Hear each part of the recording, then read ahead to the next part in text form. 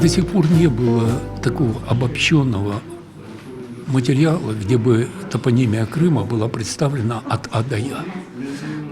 Какие-то трактовки могут быть спорными, но материал предложенный настолько обширный, настолько добротный, что это поле для дальнейшей деятельности.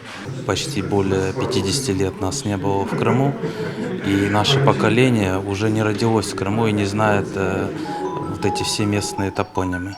Вот подобные научные издания исследователей помогут и нашему поколению знакомиться с нашим родным Крымом, вместе с нашими старожилами, вместе с данными этой книги еще лучше знать наш родной Крым. Бұл кітапларға, бұл араштыруларға эмиет берем. Өзімізде, бізде мына пек сирек рас келе, жүріп çalışmaға, бұл yapmaға. Ama бұл insanlarga evet sağol demeye керек.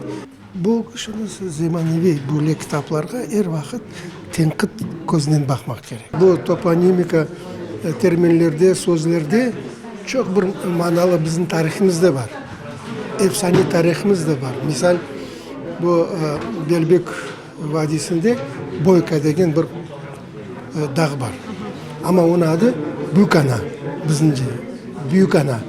Bokana deyik biz eğer şevelerde baksan. Bunlar yazıp olamadılar. Sonra haydi Boyka deyip yazıp koydular o devirleri. Bu sebepten işte buna bu toponimika bir mühim şey.